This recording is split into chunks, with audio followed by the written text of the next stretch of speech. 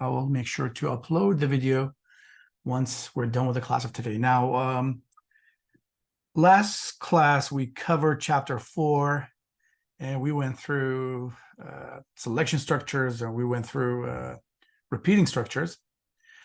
Today we're going to start with a new chapter. And before I start with a new chapter, if you have any questions about the previous chapter, please let me know.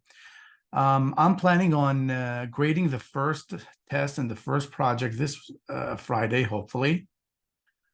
So just make sure you get everything done before the due date. I think the first assignment and project and homework due date passed, and I think even maybe the second one passed as well. So this coming Friday, I will try to get all the grades up to date. As I said, today we're going to start with a new chapter. Today's chapter is all about what we call pre-build methods or APIs. Now, before we jump into the pre-build methods and how do we use them, it's very, very important to have an idea about what is an API. Now, any programming language in the world by itself, it's almost, I would say, impossible to build any project and any application using the programming language by itself without using any APIs. And if you want to think about Java, for example, Java by itself, pure Java, without using any APIs, all you can do is to create variables. All you can do is to assign values to variables. And all you can do here, you can loop through variables, you can create data structures, and those basics that we covered so far. But there's a lot of operations that we've been using and we've been doing that is not part of the Java programming language by itself. It's an API that we've been using. For example, whenever you want to print something on the screen, what do? We type system.out.print or print line, and then we print something on the screen. That code by itself, again, it's not part of the programming language Java by itself. It's a tool that somebody created using Java.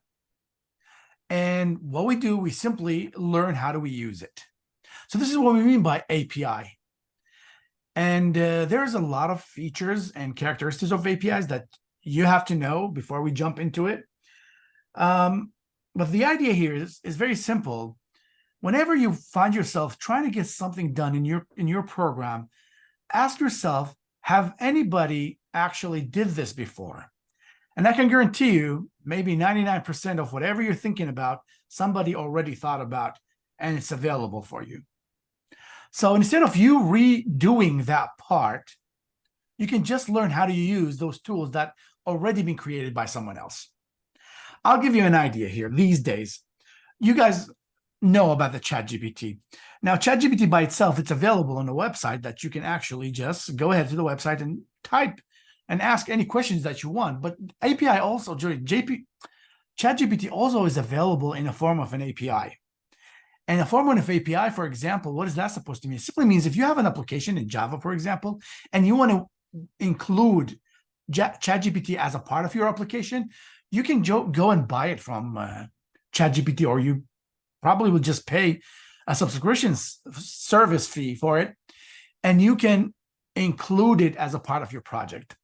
Now, how would you be able to use ChatGPT in your project? They're simply going to give you the API interface. They will tell you if you want to use ChatGPT in your application, this is the method that you should include in your project, and you should be able to use ChatGPT as a part of your project. And of course, you're going to have to pay for them to be able to do that. So the bottom line here, whenever you want to create an application, no matter what type of application, you will definitely need to use some tools to make the process of creating the project easier for you. Without those tools, without those methods, without those APIs, creating a very simple application will be almost like mission impossible.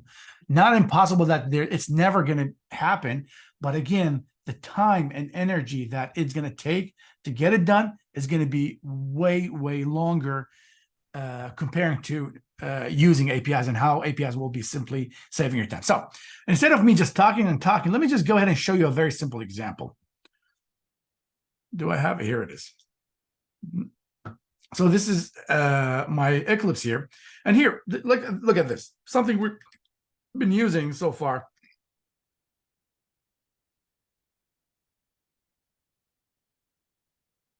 And I'll just come here and type hello. Now, this is a very, very simple and easy example of just writing a simple statement on the screen. One word, hello. Now, this hello, this system.out.println by itself, I'm not sure how big is that size, but I'm pretty sure it's thousands of lines of code for you to be able to simply write a program just print a statement like the one that you see here. And we have a long list of methods that we actually can use in our applications. Now, again, instead of me worrying about how exactly I will be able to print a message on the console, there is no need for me to worry about that. All I have to do here is simply ask myself, have anybody thought about printing a message on the screen before? And of course, that is something that already somebody thought about. And all I have to do is I need to learn how would I be able to use that tool as a part of my programming language, as a part of my project. Same thing here for the scanners. When we create a scanner, for example, user input equal new scanner, system in, I can guarantee you that this statement here, there's like thousands of lines of code behind this statement here, just this statement here. Of course, he's complaining about the scanner. He said you need to import it, which I'm going to explain. This fact was very important. So let's just go ahead and import it. And here we go. This is the scanner. Okay. So I'm pretty sure that if I just go and dig a little bit in my project, I'll be able to open the scanner class in my IDE here, and you'll see how long and how big is that class is. But again, part of my project requires me to ask the user for user input. Then all I have to do is just ask myself, have anybody thought about this before? And the answer will be yes. And then since the answer is yes, my job immediately after that is to search and learn what is the tool that's available and how do I have access to it. Now, this is again a very, very important part here, which is how do I have access to it? From a look at what you see here, those are two tools that I've been using in my application. Call them APIs. You notice that when I type system out.println, I didn't get any errors. But when I tried to do scanner, I got an error and I had to import the scanner for me to be able to use it. And that actually will take me to my next point, which is how do I get those tools to be part of my project? And this is, again, something that Java does. It could be different in other programming language, but every time you create a project in Java, and let's try to do that right now. I'm going to create a new project. I'm going to call it chapter 5. I don't know. I don't think you're seeing the window that I'm opening right now, but it's okay. So you can see here, chapter 5 is popped here. Now, if I click on chapter 5 here, automatically you will see this JRE system library. And if you click on it, you'll see all these jar files. And if you open one of those jar files, let's see if I can find one that I want to go through. So Java, XML, Java SQL, see a lot of Javas here. Let's just open naming, or for example, or net. You click on JavaNet, it will open all these classes. You click here, look at this one, for example, java.net.http. You click on it, it will show you all these classes. All these tools are simply going to be loaded as a part of your project when you create an application. Would you need to know all of these projects, all these tools? No, you don't need them. It's just as you go with your project, you're going to have to ask yourself, okay, how do I do encryption? Well, here's a JDK in crypto jar here that if you extend it, you'll see a lot of classes, and then you'll find the tool that you want is going to be already available. But of course, we don't go through those jars and try to look for the libraries that we're looking for. We just Google that and go to the documentations, and we just learn how do we use them. Just like here, when I was trying to use the scanner, let me just take the scanner away from here. I was trying to use the scanner, and immediately scanner is not recognized by Java again, even though it's loaded as part of my project, but it's loaded in this folder here that you see here. So I can guarantee you scanner is somewhere here. It's somewhere in this whole thing. Now, I don't really need to go and search. I know that for me to be able to use the scanner, this is again from experience and reading, I know that I have to import the scanner. And then if I click import, that simply means whenever scanner is in this field, it's like I'm making a copy of it and I'm attaching it to my project. Now, let's go and ask ourselves, how come we didn't have to do the same thing here for the system out.println? And this is going to bring take me to the second point here. Let me just delete this for now. I'm going to create a new file, and let me just open the window here. So I'm creating a new file. Let me just share my screen so you will see my window here. So this is my window that I'm creating a class. Now, the first thing I'm going to be doing here is that I am going to name it. So I'm going to call it my main class. And I'm going to choose public static void method. But the most important part that I want you to pay attention to is this part here. Java.language.object. This is a class that's going to be imported automatically into your project. And there's a reason why this class specifically is automatically included in your project, because it contains a lot of tools that we use a lot in Java. My only thing that I don't like here is that, well, you include a lot of tools. Just include scanner as well with it. Just add the scanner here so I don't have to import scanners every time I need it. Let it be part of this java.lang.object. Of course, if you don't like this one, you want to import another one, just here, click on browse, and it should take you to other options that you want to look. You can browse, you can look. But again, we usually don't change anything to that and keep it. So one of the things that you should know that this system.out.println is simply defined inside this java.lang.object. And if I take this one away and delete it and save my work, I will get an error every time I try to use the system out, and I have to go and import it manually, just like how I did with the Java scanner. So this is, again, very important to understand that by default, when you create the Java project, automatically you are going to importing this java.lang.object file.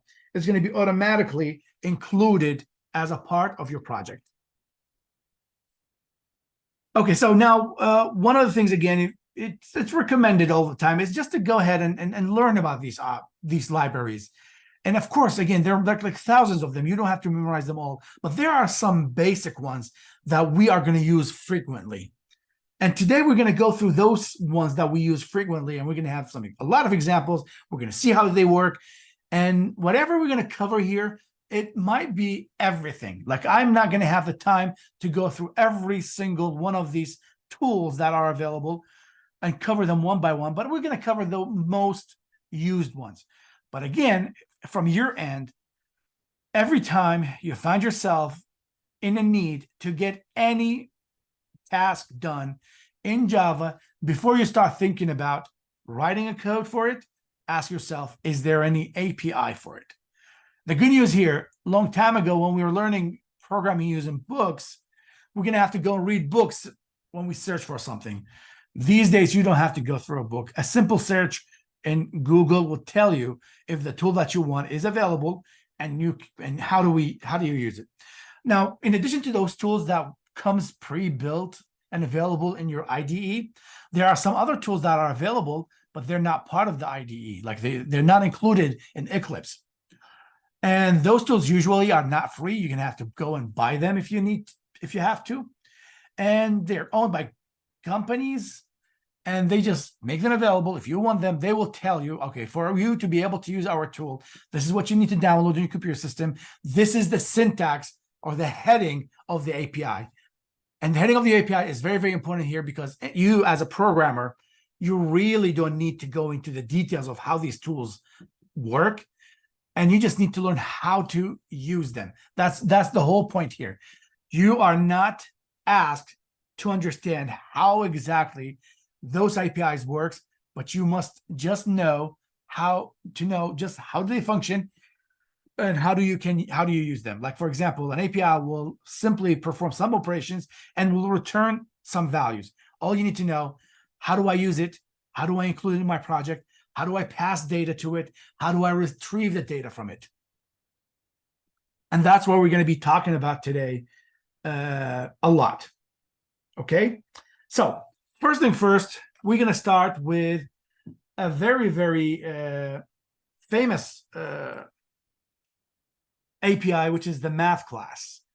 But before I get into the math class, I just want to go through the PowerPoint to make sure that I'm not forgetting anything.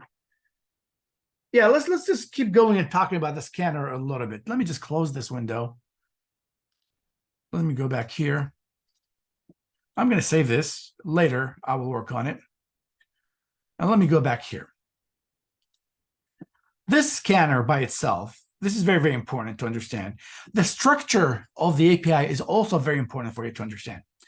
We're going to talk about object-oriented programming later, and we're going to try to understand what it is. But for now, all you need to understand that scanner by itself, it's a class. I'm creating an object out of that class. I'm calling that object a user input.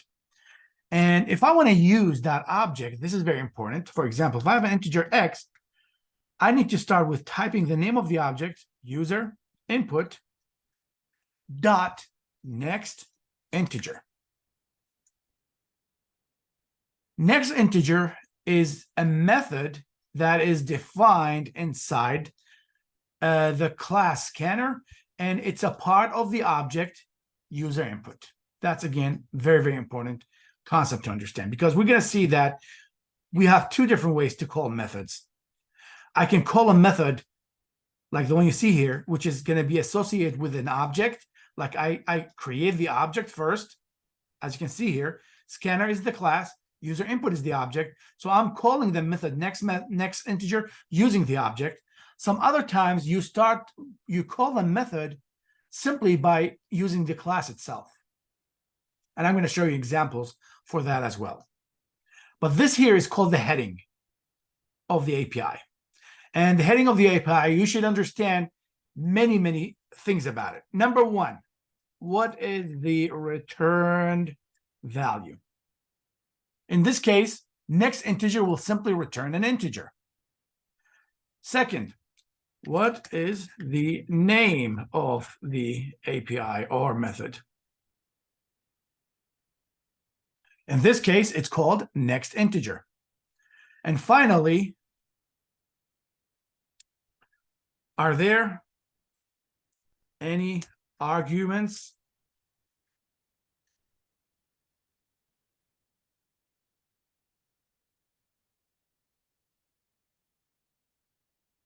Are there any arguments? For example, in this case, there's no arguments, as you can see here. I am not putting any values here. So this method doesn't take any arguments, but this one, for example, takes arguments. Like, for example, print line, I have to put hello to be printed, but next integer, I don't have to put anything. So there's no arguments. So every time, this is, again, a very, very important point. Every time you want to use a method or an API or whatever you want to call it, you have to know, what is it going to return? You have to know, what is the name of the API? And most importantly, you need to know if there are any arguments that need to be passed. Sometimes there is no argument. Sometimes there's a single argument. Sometimes it could be multiple arguments. Excuse me? Yes. Sorry if you already said this, but so if you're importing the scanner to in that Project. you say in the project you say int x equals user input dot next int. So that's just going to be like what the user inputs, right? Uh-huh. And so what's the purpose of the scanner? Can you not do that without the scanner? Okay, here's how it works. The thing is here, when we're gonna talk about object-oriented programming, it will make a lot of more sense to you. But let me just go through here. Object-oriented programming is all about creating classes, and I want you to think about the class as the blueprint of a project. For example, if a manufacturer of cars, they decided that we're going to design a new car this year, the engineers there will just sit and they will bring their tools and they will draw everything about a car in a piece of paper. Then after that, they're going to take that paper to the manufacturer and start producing cars using that design. Is that example clear? Uh, Let me just continue. I'm not done yet. okay, okay. Okay, so I want you to think about the scanner by itself as that blueprint. It's the place where you describe everything related to the scanner. And once you get that part done, we create multiple objects out of it. And that's what the user input is. So in reality, let me just tell you, in reality, there's a file called scanner.class. In this class, you simply decided everything that's related to the scanner. What does it look like? What can the scanner do? All these methods are simply and variables are defined inside the scanner. Once you're done creating the scanner, you go inside your main function and you start producing objects as a part of that class. I have a question. Yes. User input's an object, right? What is that? User input is an object. Is the object, yes. Does it need to be named user input? You can call it whatever you want. Okay. Yes. I use a name that describes the functionality of it. Yeah. Yes. But the idea here, okay, let me just, so that will make it a lot easier for you. And again, we're going to talk about that a lot. Believe me, this is one of the issues that I have personally with Java, is that I wish those books, they start jumping straight to the object-oriented programming and explain it before waiting for later chapters to talk about it. If you have any object next to you right now, your cell phone, for example, and if I ask you to describe your cell phone in a piece of paper without giving me specifications, for example, my cell phone has a dimensions. What are these dimensions? Number. It's like, for example, X and Y and Z. What are the values? I don't know for now. It's just generic. My phone has a color. What is that color? I'm just going to leave it generic. I'm talking about phones in general. Phones, they have dimensions, they have weight, they have colors, they have operating systems. What is the operating system? I'm not answering that question. I'm just describing a phone in general. This is you creating a class called called cell phone. Once you have that class generated, you can produce multiple phones. You can create 5 phones. Each phone will have different color, will have different properties, different operating system, and can perform different types of operations. So this is, again, very important in Java specifically. Java is all about classes and objects. How do we create class and object? You start by creating a class. Once you're done with creating the class, you create objects out of it sometimes, and sometimes you use the class directly. In this example, I'm using the class directly, system.out.println. Okay, sometimes no, you have to create an object, and from the object, you can start using the methods, and that's what I have right now. But your question here, can I just simply take this line out? It would not work. If I put, for example, if I just comment this section out, I will immediately get a message that I have no idea what is a user input. So I have to define user input. Just like when you come here and say print X, immediately, if you put the mouse here, he's going to tell you, I have no idea what's X, even though X is created here. Let's just change the value name here. I don't know what's X. So I have to define X. How do I define X? X is simply an integer, and it has the value of 100. Now I have no problems. Same thing with user input. You have to tell me, what is a user input? User input is a scanner. And this is how we define objects using classes. I hope this helped a little bit. And let me tell you, if this didn't help, don't feel bad. I can guarantee you we will get to a chapter where we're going to talk about object-oriented programming, and you will see, and I will show you by examples how does it work and what are methods and what are these things all together. It will make much more sense. But for today, we are just learning about how do we use tools that are already exist. Did that help a little bit? Oh, actually it did. Thank you. Okay. What I'm going to do, I'm going to try to look for videos that simplifies this concept, and I'm going to post it later. And as I told you, at this point, I am not expecting you to understand this whole object-oriented programming concept, but it's very important just to have a really basic idea. Okay, so this is, again, I was talking about the headers of these APIs, and here it is, next integer. That's the name of the method, no arguments, and the return type is an integer in this case. Okay, now with that being said, we can move on and start talking about the math class. The math class is very, very important to understand that it does exist. So let me take all this away. And the math class is also a part of the java.lang.object file. So it's going to be preloaded in your project automatically, and you simply do not need to import it at all. So how does this math class work? Well, it's very simple. It's a class that contains, and I'm so sorry I'm going to say this word, static methods. Now, if you understand what a static methods are, that's cool. If you don't understand what static methods are, still, that's totally okay, because when we get to object-oriented programming, we're going to talk about static methods. But the idea here that you need to understand, let me just go backward.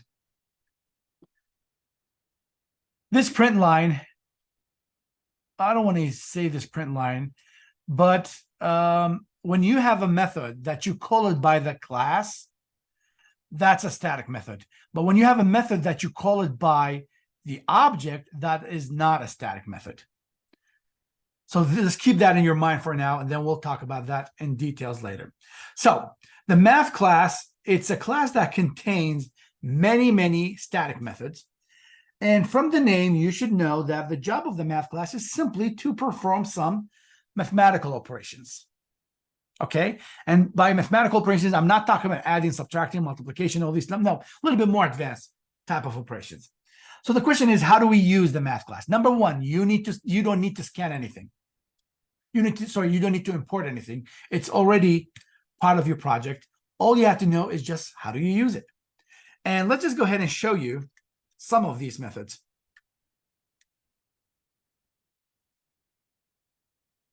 And how do you use them? Number one, you have to start by typing,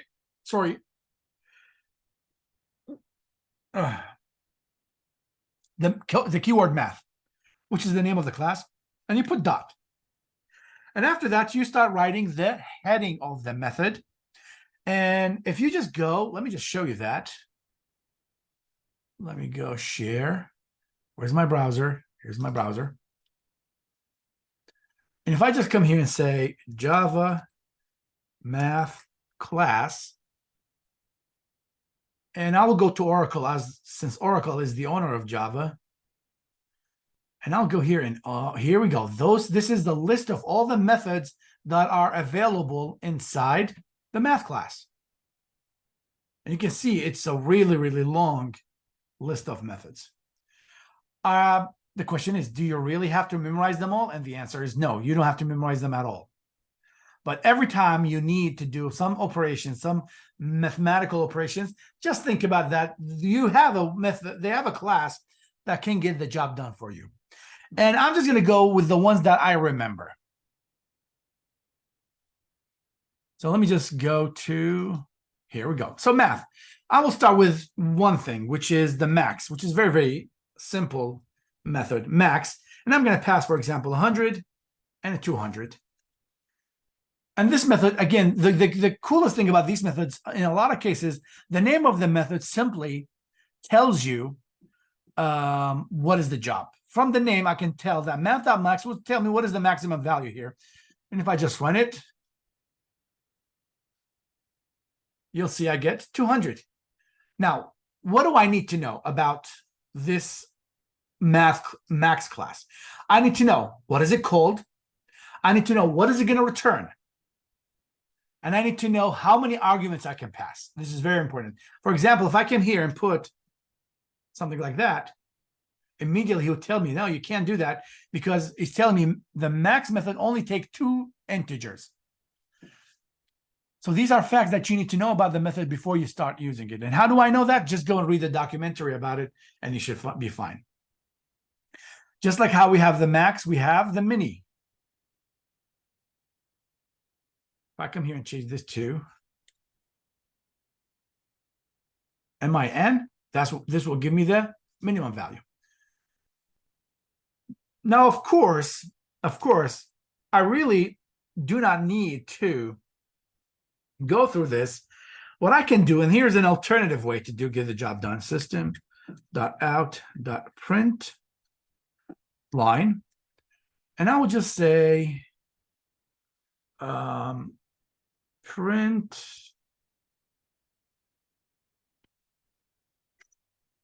well, before I do that, let me just come here and have an integer. For example, we'll call it x1, set that to 100, x2, set that to 200, and I will come here and say if x1 is greater than x2, I will say system print x1, else print x2.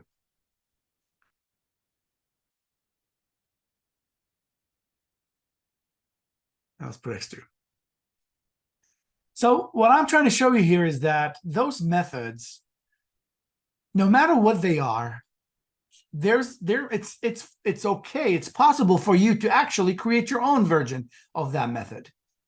So if I just run it, you would notice that I will get 200 as the greatest value. Okay, but I want you to just notice here, for me to do this, I have to write 1 line, 2 lines, 1 line, 2 lines, 3 lines, 4 lines, 5 lines to get the job done. Where here, I can get it done as a part of one statement. So those methods, again, will help you save a lot of your time. Now, this max and min are very simple and are very, very easy. But some arithmetic, some math methods are very complicated. How would you deal with a case like that, for example? So again, you don't need to reinvent the wheel.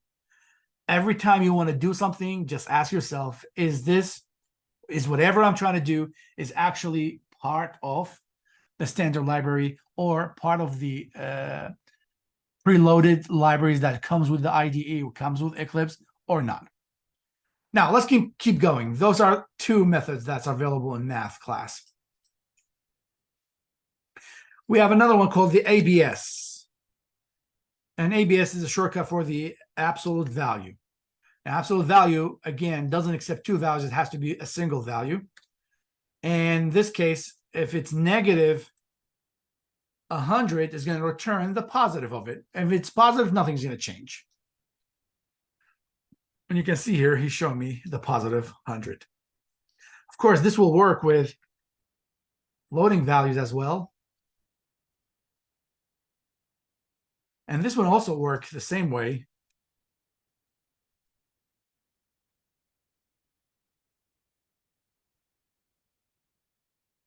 And here we go. So you see that as long as you know how many arguments you're passing and what are the data types of these arguments, it's all well documented in the documentary of these programs. Let me just go, for example, and show you the mini and max. Let me go here. Where's the max and mini? It should be here somewhere. Here it is. Max. Look at this. We have max for doubles, max for floats, max for integers, max for long, mini for doubles, mini for floats, mini for integers, mini for longs, and so on. So let's go back to Eclipse. So this is the absolute value method. Let's see, what else do we I have have a here? question. Yes. When using max and min, can you Uh-huh. compare an int to a float? Yeah. that should be okay. Let me just show you. For example, if I take it this way, here's what's going to happen. The compiler, since he's reading a float here, he's going to consider 200 as a float too. It's just like the compiler will just add this to it without you seeing it. Okay. Okay, so we got the max, we got the mini, we got the absolute value. Let's see here. Oh, here we go. We have other types of methods are very, very important. And I want you to think about it, by the way. So let me just copy this. Control V. And I will say POW. And I will put the value of 12. And I'll put the value of 7. This is 12 to the power of 7. And if I run it, you'll notice that I get a really big value. This is simply 3.58 multiplied by 10 to the power of 7. Let me just make it easier. If I go 2 to the power of 7, and here it is 128. And if you want to think about it, if I want to create my own version of this power thing, I simply have to take 2 and multiply it by itself 7 times. How many times did I put here? 6. So here we go, 7. But again, instead of me worrying about this, I just need to learn how to use it that way. And by the way, just to let you know, most of these operations, the power, the square root, is simply going to be converted to a summation of values. There's something called numerical analysis. Numerical analysis simply explains to you how do you convert any arithmetic operations into a summation operation. And it's one of those most complicated classes that I ever had in college, because it was like a lot of math for computer science students. Anyway, let's just keep going. Another very, very important methods inside the method class, it's called the square root. And you need to learn how to use the square root. So you simply put SQRT, that's the name of the method, and you put 2 values here. Oh, sorry, one value. You're trying to find the square root of a value, for example, 81, which we know it's 9. So if I run it, and you got 9. So those are some of the methods. We also still have a lot to go. We're not done. So these are the math class. We have a round method. And I want you to pay attention to this one.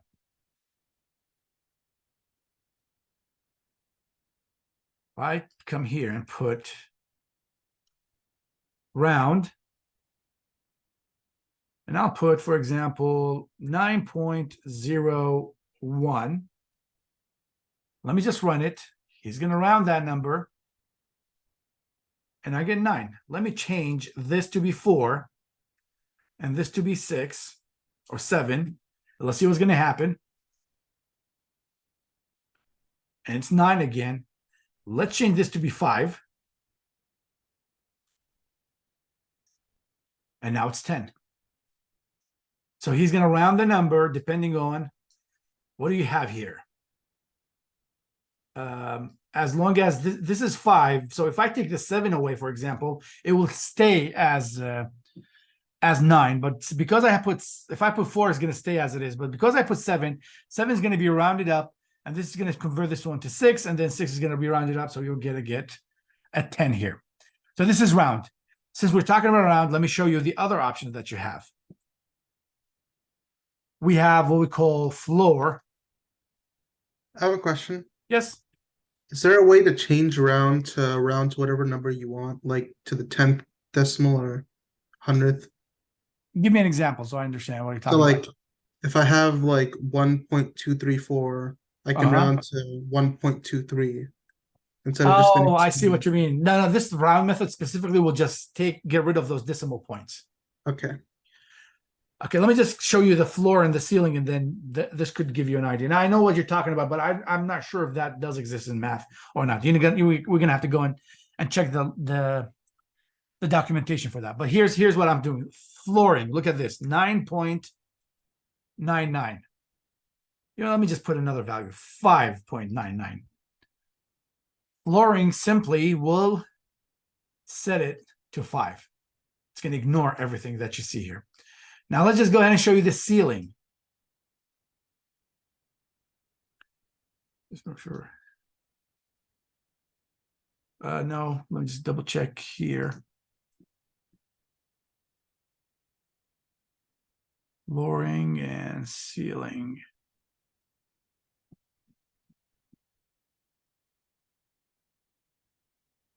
Where is it? I think it's a C. Let's see here. Yeah, here it is. Seal. Just wasn't sure about the syntax. So if I put SEIL, and let me take this, look at this. I'm going to put 0, 1. Okay. Look what's going to happen if I run it. It's going to push it to 6. So this 0.01 will be rounded up to 0.6. So those are, again, two different 3 methods that we use a lot. The last one, I'm going to spend some time here because they are very, very important to learn how to use them. And it's the random method. Okay. Now, here's how it works. I'm going to come here and create a double. And I will say rand equal math dot random. And put semicolon. Now, random method will generate a value from 0 all the way to 1, not including 1. So from 0 all the way to 0.99999999999. The possibilities are endless. And this is going to be randomly, like every time you run the program, a different value is going to be generated. So if I just come here, let me copy that.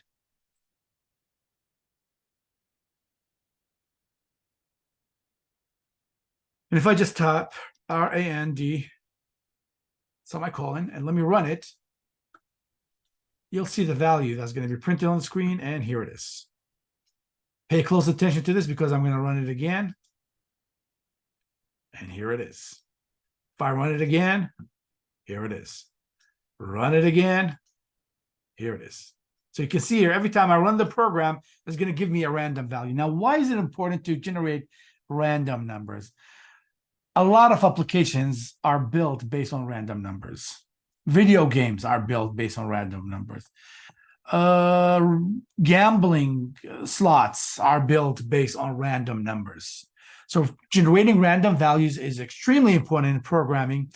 And the mechanism of how these numbers are created, simply every time you run the program, your computer here, your compiler is going to try to read the time at the moment you're reading that variable. And we're talking about milliseconds. So we're talking about variables that change really, really fast.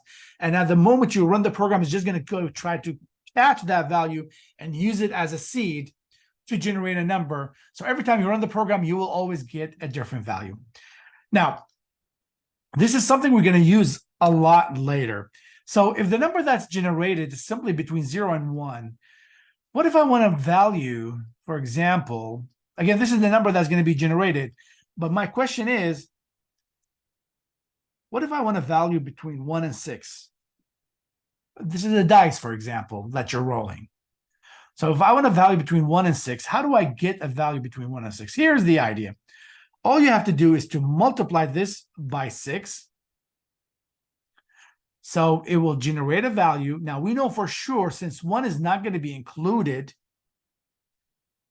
so it would never get to 6. So you may get a 0 all the way to 5, but 5 point something. If I want to get rid of that something, I need to convert this to an integer. Okay, whatever the value that you got, convert it to an integer. So how do I do that? Well, I can just come here and cast it to an integer. Now I'm converting it to an integer, so it's just simply going to ignore whatever decimal value that it will have.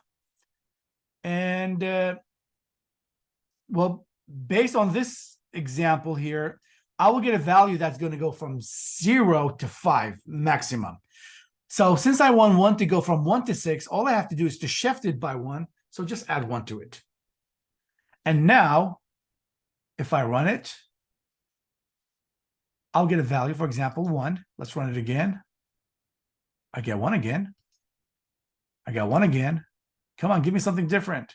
Oh, wait a minute. I think I'm making a mistake here. Oh, he's rounding rand by itself. I simply need to include this one here. And now I got 5. Now I got 5 again. 2, 6, 2, 6, 3, 5, 6, 1, 3, 1. I'm waiting for the 4. Here it is. And so on. So this is how you generate random values in your program. And how was I be able to do that again? With the help of the math class.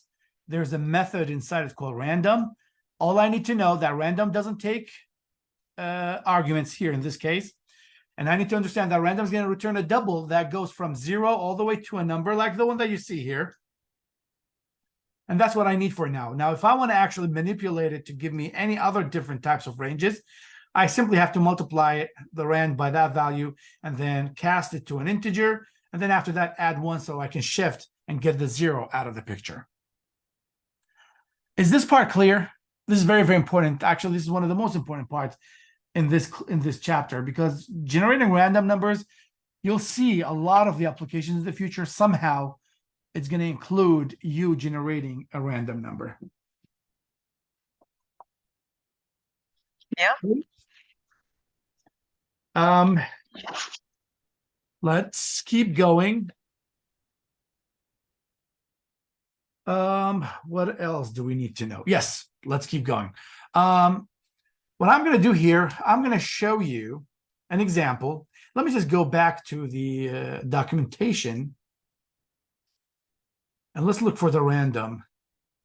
It's very helpful, again, to go and read the documentation about any API that you may use.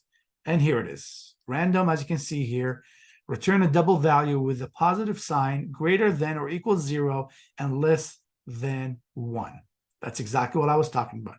It doesn't have any arguments. It'll return a double, and it's a static. Have you noticed that all these methods are simply static?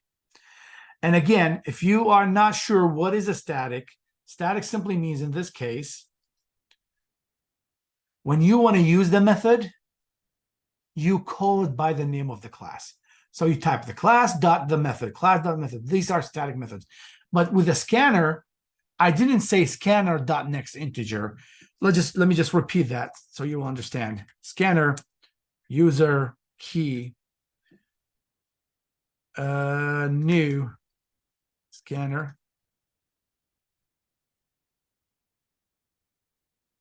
Now let's just go back inside system.in.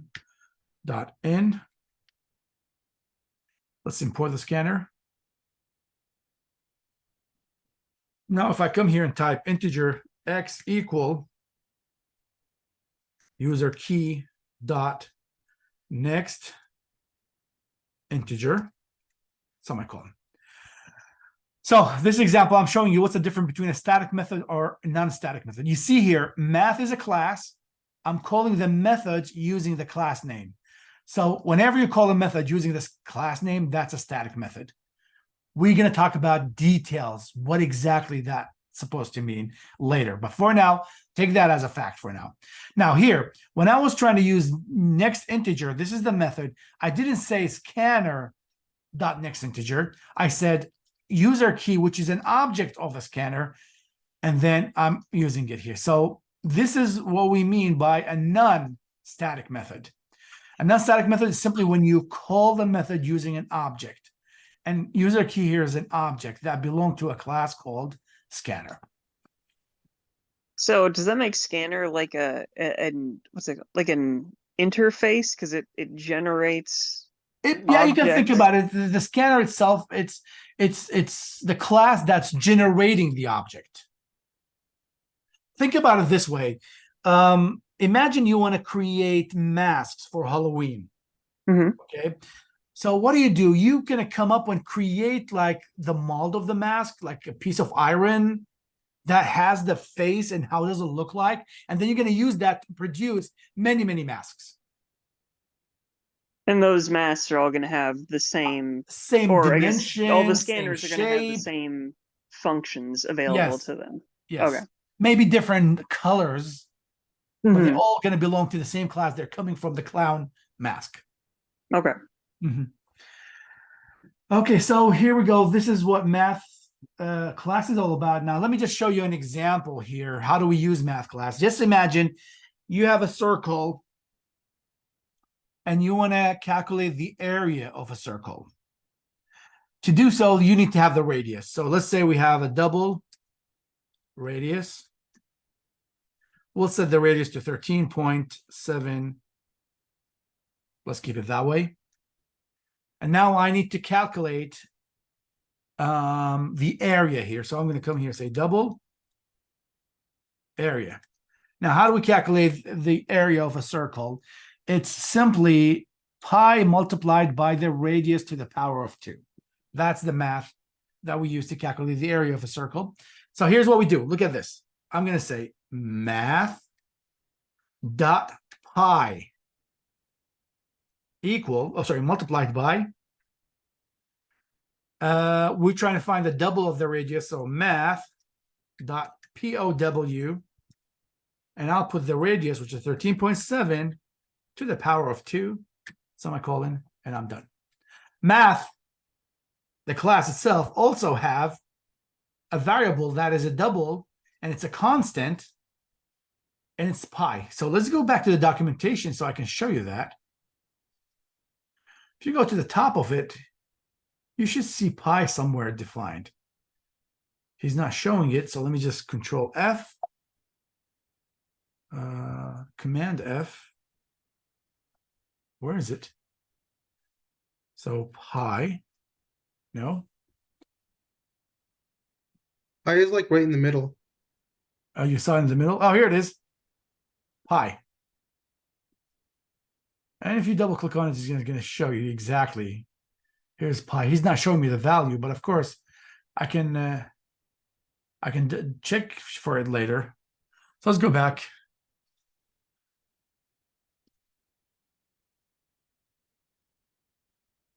By the way, today, before I came to this class, I just left the dentist's office. They butchered half of my face. Oh no, what were they doing? I'll tell you something. For my entire life, I've been trying to avoid going to the dentist.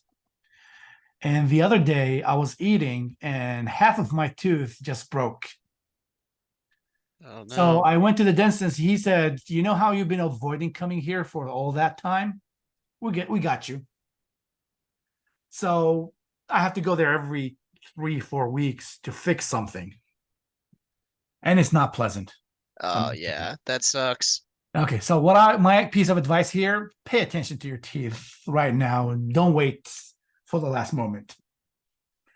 Okay, so let's go back here. I'm just glad that right now I start feeling half of my face.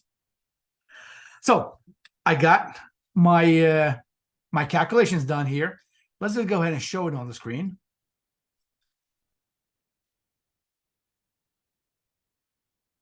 And I'll just come here and type area. And just here to show you that in addition to the area, I can also show you the math.pi value.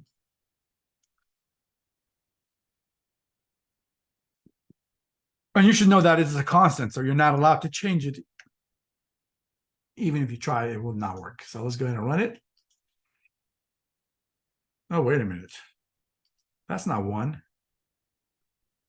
Oh, wait a minute. He's waiting for me to enter something. My bad. 5. And here it is. It's because of this scanner here. So let me just take the scanner away. And here it is. This is the area. And this is the pi value. Now, again, this here is a very, very simple math that you see here. I'll tell you here. My specialty is medical image processing. And in medical image processing, what do? We take the data that's collected by scanners, and every time a patient go to those CAT scans or MRIs, that machine is going to produce between 300 to 400 slices of images. And you take all these images, you put them, stack them at the top of each other, you get yourself a 3-dimension matrix or array. And each one of those pixels hold a value. And when you put all these values together at a certain places with different variety of textures and colors, different piece of information will be collected. The math that is used to process these kind of images is way more complicated than just using a math and pi and p to the power POW and thumb. But those are the basic tools that are actually used in a calculation like that. Again, the idea here is that whenever you want to do some, I'll tell you, for example, when I was working on that project, most of the functions that I needed were not available back at that time, especially in C. And even when they are available, the interface, I believe, wasn't very clear and easy to use. So it was really difficult. But these days, I believe there's a lot of libraries that are dedicated to handle that type of files, which will make the operations much easier.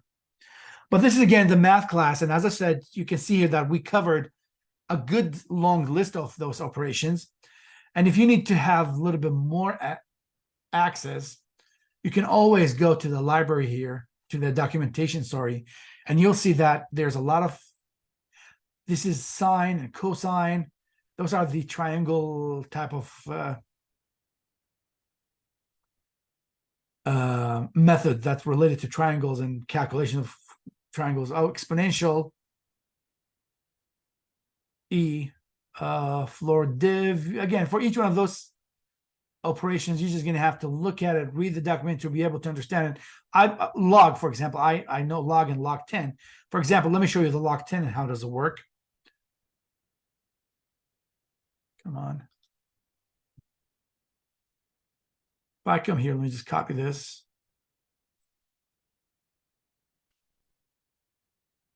Control V. If I type log 10, and I'm going to put, let's say, 1,000, this should give me 3. And here it is. That's the 3. Okay. There's the log by itself. And if I put 1, I think it should give me 2 point something. Let's just see here. Actually, 0. I'm trying to remember the log by itself. I don't remember it. I remember there's, if you put a value here, 2 point something, 8. I haven't done this type of math in a very long time.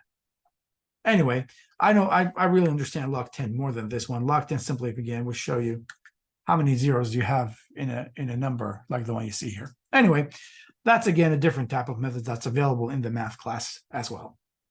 Okay, now, with that being said, I am just going to take a break for 2 minutes just to go and drink a cup of water. Not 2 minutes, sorry. Less than 1 minute to drink a cup of water, and I'll be back.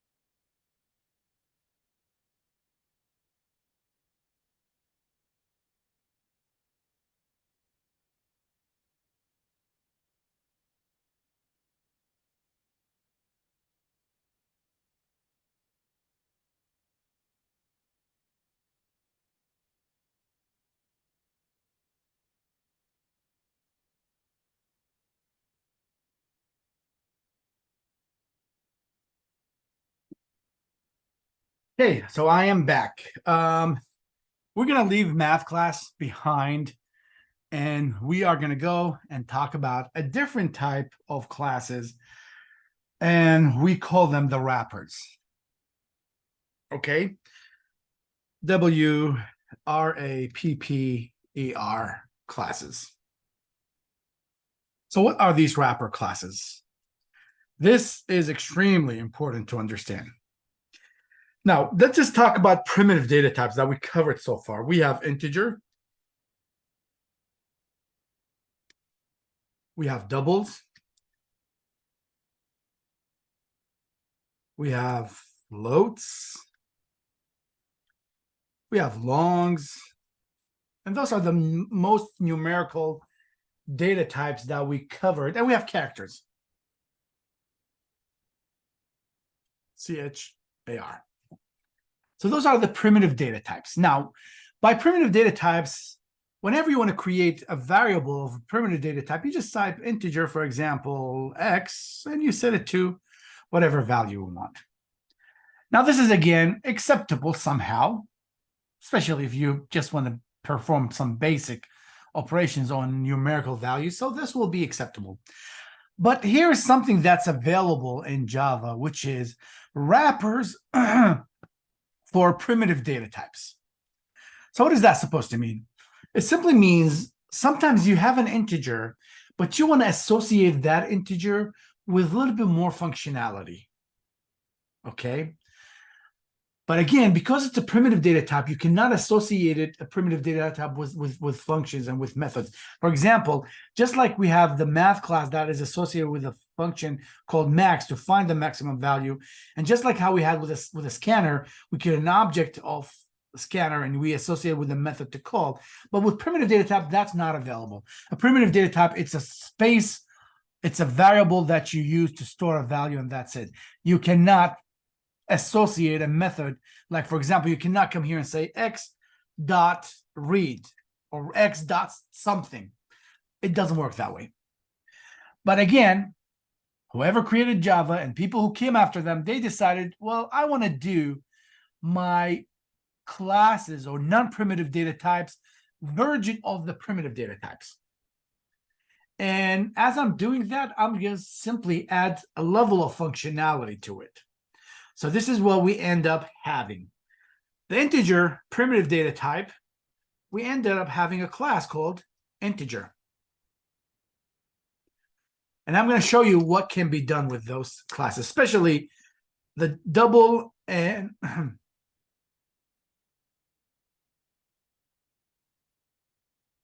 the double. And we have, and mostly the last one, which is character. And we're going to have a whole chapter to talk about the character class. So in Java, in addition to the primitive data type integer and double and character, we also have a class called integer, we have a class called double, and we have a class called character. I'm going to skip talking about character today, and I'm going to focus on those two. Those two are very, very important, and especially when it comes to converting strings to integers and strings to doubles. So how are they useful? Well, here's the deal. Now, as I said, if you want to create a variable and by the way, they are part of the Java lang.object class, so you don't really need to import anything. It will just work with no problem. So let me just show you some of the jobs that could be done using those functions, those classes. Number one, and I'm going to go explain them with examples here. Whenever there's an input, let me just go back and put the scanner again. And I'm going to come here and say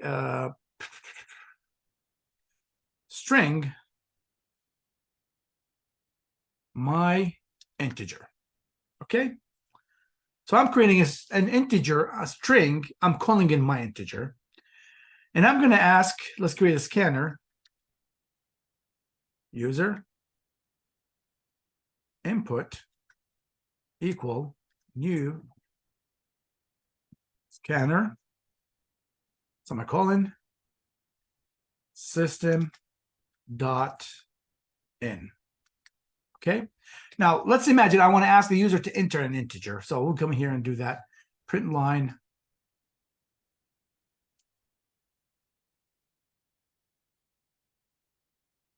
This is print line, and I'm going to come here and say enter an integer. And I'm going to come here and say my integer equal, very, very important. My integer equal user input dot next. I'll just keep it next. Now here, this is the little bit confusing, but the idea here is that I'm trying to ask the user to enter an integer. But here's the deal. I decided that I'm going to create the integer as a string. Let me just show you if I converted that and make it as an integer. So I'm to come here and type next integer. Okay.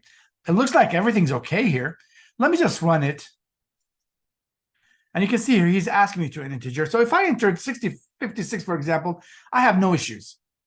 But look what's going to happen if I entered, for example, E3. I get an error. Okay. So one of the ways that we can escape having errors here is by simply reading anything from the user as a string. Okay. So now if I ask the user to enter a number, if the user made a mistake of T5, it's not going to break the program, even though T5 by itself is not acceptable.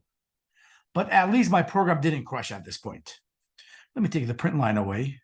Just make it print. Okay. So this will work. Even if the user made a mistake by typing a number that it's not acceptable, but the program didn't crash. Usually what we do after we take the input, we made a test. Okay. So we test the value that was entered. And if the user entered a value that's acceptable, we continue with the process. If the user made a mistake, we go back in the execution to the part where we ask the user to enter the value here. I'm not going to go through the process of how to do that right now because we don't have that much of time. But again, this is where you test. And if you pass the test with no problems, that simply means the user actually entered an integer. Here's what you can do. Integer x equal, look what I'm going to type. I'm going to type integer dot parse integer, and you pass my integer here. He didn't like this. Let's see here. Yeah, parse int only. Okay, so here's what's going to happen. And if I come here and just show it on the screen again,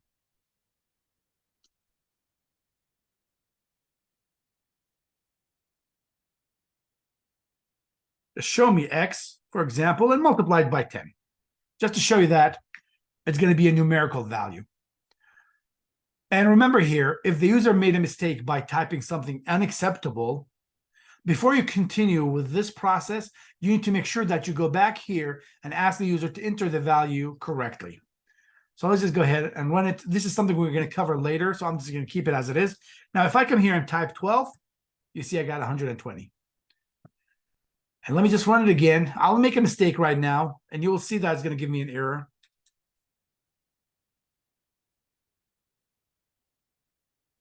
You got an error. The reason for this error is because of this operation was not acceptable. But of course, as I said, if I can perform a test before I jump into this line and make sure that the number that was entered is actually an integer in a format of a string, then it will continue with no problems. Now, whatever I did here also could be repeated with doubles. So this is again why we have this integer class and why we have this double class, is to be able to handle integers and doubles and add some little of functionality. Now, in addition to this parse integer and parse double, we have another one that does the opposite, which is converting an integer to a string. So what is that supposed to mean? I'll give you an idea here. Imagine we have a string and I will call it str equal, and I'll come here and say my age is. Now, instead of me typing the number, here's what I can do. I can come here and say 45, for example. That's one way to do the job, or I can do it differently by typing integer dot to string. And now 45 is not the 45 value anymore. It's actually a string that's going to be added to my age. So just like how we were able to convert a string to an integer, we can also convert an integer to a string. I'm going to stop at this point. Next class, we're going to continue. So we talked about the double and the integer classes. And I told you guys here, the main reason why we have those classes is for this part here specifically. Now, that doesn't simply mean that this is the only thing you can do. But if you, for example, let's just go ahead and do this really, really fast. You go here and just Google Java integer.